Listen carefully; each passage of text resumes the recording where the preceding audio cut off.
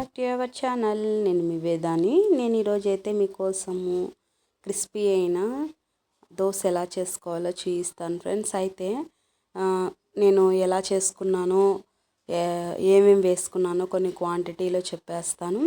చాలా బాగుంటుంది. ఇంట్లోనే హైజీనిక్గా చేసుకొని పిల్లలకి పెట్టేయచ్చు. చాలా క్రిస్పీగా టేస్టీగా వచ్చేసాయి.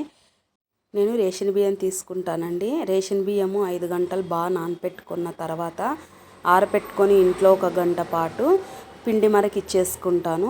ఇలా పిండి మరకు ఇచ్చేసుకున్న తర్వాత మరి దాంట్లోకి ఉద్దిబ్యాళ్ళు 1 టీ గ్లాస్ అంతా, 5 టేబుల్ స్పూన్ మెంతులు, అలా 2 పిటికీలంతా అటుకులు తీసుకొని బాగా ఒక అర్ధ గంట సేపు బాగా నానపెట్టుకున్న తర్వాత ఆ మిక్సీ జార్లో వేసుకొని రుబ్బుకొని దాన్ని కానీ ఆ పిండిలోకి వేసుకొని గంజి 1 టీ గ్లాస్ అంతా వేసేసుకుంటున్నాను. మనం అన్నం వంచుకుంటాం చూడండి, ఆ గంజి వేసుకొని తగినంత సాల్ట్ వేసుకొని రాత్రి కలియపెట్టేసి బాగా తిప్పుకొని పెట్టుకున్నానండి. అలాగ తిప్పుకున్న తర్వాత ఉదయాన్నే వేసేసుకుంటున్నాను. చాలా క్రిస్పీగా వస్తాయి.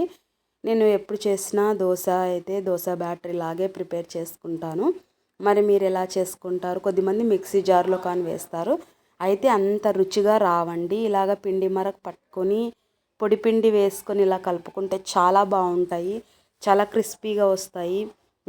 మీరు ఫుల్ వీడియో మన ఛానల్లో అప్లోడ్ అయింది. నేను ఛానల్ స్టార్టింగ్ చేసేటప్పుడు దోశ బ్యాటర్ని ఎలా ప్రిపేర్ చేసుకోవాలో అంతా పెట్టేశానండి. డీటెయిల్గా మన ఛానల్ని విజిట్ చేయండి.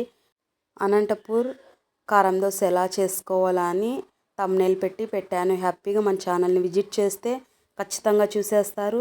మరి ట్రై చేయండి. చాలా బాగా కుదిరింది. ఎర్రకారం కానీ ఎలా చేసుకోవాలో నేను రేపు పెట్టేస్తానండి. మరి ట్రై చేయండి.